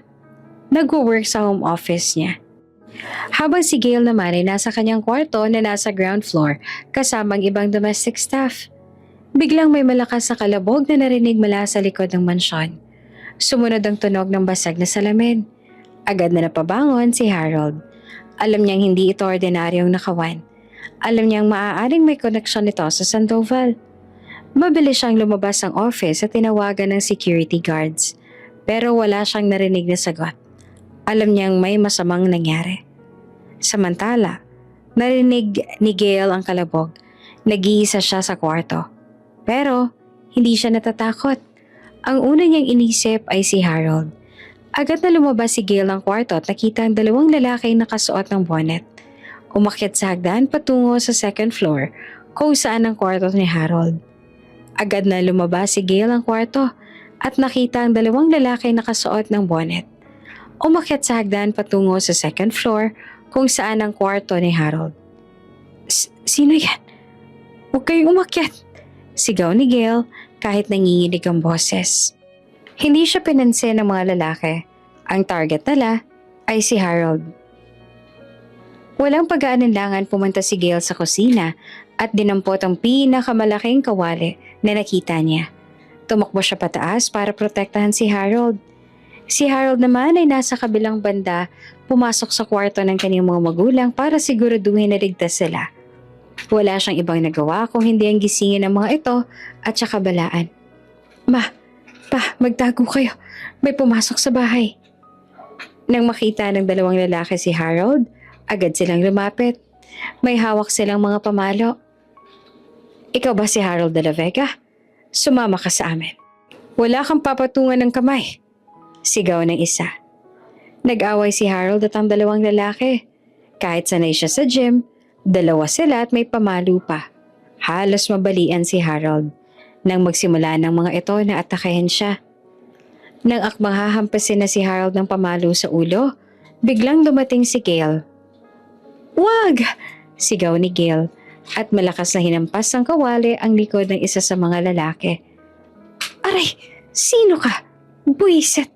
sigaw ng lalaki na halos matumba. Doon lang nagkaroon ng pagkakataon si Harold. Sinipa niya ang isa at agad na hinila si Gale. "Gale, anong ginagawa mo dito? Umalis ka na!" sabi ni Harold na nag-aalala. Hindi ko po kayo iiwan," sabi ni Gale at muli niyang hinampas ng kawali ang ikalawang lalaki. Dahil sa gulat at sakit, tumakbong palabas ang mansyon ng dalawang lalaki. Ang misyon nila ay kuhanin si Harold. Hindi nakipag-away sa isang babaeng may hawak na kawali. Ligtas na si Harold. Sinalo siya ni Gale na halos sinihingal. "Gale, ayos ka lang ba? Bakit mo ginawa yun? Paano ka naging ganyang katapang? Paano kung may nangyaring masama sa'yo?" tanong ni Harold habang hinihingal. Dahil hindi ko po kayong makita kayong masaktan," sabi ni Gale habang umiiyak sa takot at relief. Doon lang naramdaman ni Harold ang tindi ng pagmamahal ni Gale sa kanya. Isang babae na handang sumuong sa peligro para sa kanya. Hindi iyon pera o yaman. Tunay na pagmamahal iyon. Hinalikan ni Harold si Gale sa noo. "Salamat, Gale. I owe you my life." Ligtas na sila. Pero alam ni Harold, ito na ang simula ng seryosong gulo na kailangan nilang harapin. Nang bumaba sina Ricardo at Elena, nakita nilang kaguluhan at sina Harold at Gale na magkayakap. "Harold, anak, ano nangyari?" tanong ni Elena na nag-aalala. Ikinuwento ni Harold ang lahat. Kung paano siyang inatake at kung paano siyang naligtas ni Gale gamit ang kawali. "Gale, salamat anak. Salamat sa pagliligtas mo sa anak namin," sabi ni Ricardo habang niyayakap si Gale. Tiningnan naman ni Harold si Gale. Ito na ang tamang panahon para sa pag-amin niya sa lahat. "Ma, Pa, may sasabihin ako," sabi ni Harold hawak ang kamay ni Gale. "Mahal ko si Gale. Siya yung babaeng nagpabago sa buhay ko. Hindi na ako babaero. At seryoso na ako sa kanya." Umiyak si Elena sa tuwa. "Alam namin anak, alam namin." Ngumiti si Ricardo. "Yan ang gusto kong marinig. Welcome sa pamilya, Gale." Isang taon matapos ang atake, ang buhay ni Harold at Gale ay ganap nang nagbago. Si Harold ay naging ganap na responsableng vice-presidente ng De La Vega Group at si Gale naman ay hindi na isang kasambahay. Isa na siyang babaeng minamahal ng dati niyang masungit na amo. Ang relasyon nila ay seryosong seryoso. Ipinaglaban ni Harold si Gale sa lahat ng taong tumutol, lalo ng mga high society friends ni Elena. Pero ang katapangan ni Gale noong pinasok sila ng bahay at ang malaking pagbabago ni Harold ang nagpatunay na walang makakatalo sa kanilang pagmamahalan. Si Ricardo de la Vega naman ay nagtagumpay sa negosyo laban sa mga Sandoval. Salamat sa sipag at focus ni Harold. Pagkatapos sa nangyaring insidente sa bahay nila, agad na nagpakasal sina Harold at Gale. Gusto ni Harold na protektahan si Gale sa lahat ng legal na paraan at gusto niyang patunayan sa mundo na siya ang pinili niya. Ang kasal ay simple lang, ayon sa gusto ni Gale pero elegante, ayon naman sa gusto ni Elena. Ginanap ito sa hardin ng mansyon, sa gitna ng mga halaman na inaalagaan nilang dalawa. Napakaganda ni Gale sa kanyang simple at eleganteng wedding dress. Si Harold naman hindi maalis ang ngiti sa mukha. Hindi na siya yung dating masungit na lalaki dahil tuluyan na siyang nagbago. Sa reception, nagbigay ng speech si Harold. "Salamat sa lahat ng nandito," sabi ni Harold habang hawak ang kamay ni Gale. "Marami akong pagkakamali dati. Masyado ako naging babaero, mayabang, at masungit. Pero sa loob ng bahay na to, Nakilala ko ang isang babae na nagpabago sa buhay ko. Tiningnan ni Harold si Gail. Gail, ikaw yung nagbigay ng meaning sa lahat ng ginagawa ko. Ikaw yung nagturo sa akin na mas mahalaga ang suman kesa sa mamahaling wine. Na mas mahalaga ang Jughead comics kesa sa New York parties. Mahal na mahal kita. Umiyak si Gail at niyakap si Harold. Pagkatapos ng reception, naghahanda na si Harold at Gail para sa kanilang honeymoon. Pumunta si Ricardo at Elena sa kwarto nila para magpaalam. Anak, ingatan mo si Gail ha. Huwag mo na siyang iiwan. Sabi ni Elena. Opo ma. Hindi na po. Sagot naman ni Harold. Ngumiti si Ricardo. May sasabihin kami sa inyo, Harold, Gail. Pero huwag kayong magagalit. Ano po yun pa? Tanong naman ni Harold. Alam niyo, yung pagdating ni Gail dito sa bahay at yung paglapit niyo sa isa't isa, hindi yun aksidente. Sabi ni Ricardo habang nakatingin kay Elena. Nagulat sina Harold at Gail. Po, ano pong ibig niyo sabihin? Tanong ni Gail. Kami nagplano ng lahat, iha. Saad ni Elena at ngumiti ng malawak. Nang makita namin yung pagbabago mo, Harold, at yung pagiging mabait ni Gail, gumawa kami ng paraan. Pinilit ka naming mag-garden, magluto, magbasa ng Jughead comics para lang magkasama kayo at magkaroon kayo ng oras sa isa't isa. Ang lahat ng mga utos, lahat ng mga ginawa ninyo, lahat yon kami ang may gawa. Sabi ni Ricardo bago tumawa. Kasi alam namin na ikaw, Harold, kailangan mo ng isang babaeng makakatulong sa'yo na magbago. At si Gail naman, ang nakita namin makakapagpabago sa'yo. Natigilan si Harold pero hindi siya nagpakita ng galit. Ang totoo, natuwa siya. Kayo talaga, ma, pa.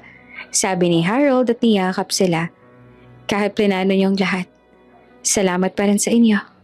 Kung hindi dahil sa plano ninyo, hindi ko makikilala ang asawa ko. Tiningnan ni Harold si Gail na ngayon ay wala nang ibang nagawa kung hindi ang mapangiti na lamang. Kahit pinili tayong magkalapit ng mga magulang ko, yung nararamdaman ko sa'yo, lahat ng yon ay totoo. Ngumiti naman si Gail. Oo, Harold. Totoo lahat ng yon. Nakangiting niyakap naman ni Harold ang kanyang asawa ng mahigpit. Ang masungit na si Harold agad nang nakita at nalaman ang totoong ibig sabihin ng pagmamahal sa kasambahay na tumulong sa kanya. Ang sabi nga nila, ang pag-ibig daw ay walang pinipiling estado sa buhay. At ang tunay na pagbabago ay nagsisimula kapag natagpuan mo ang tamang inspirasyon at tao. At yon ang nangyari kay Harold at kay Gail.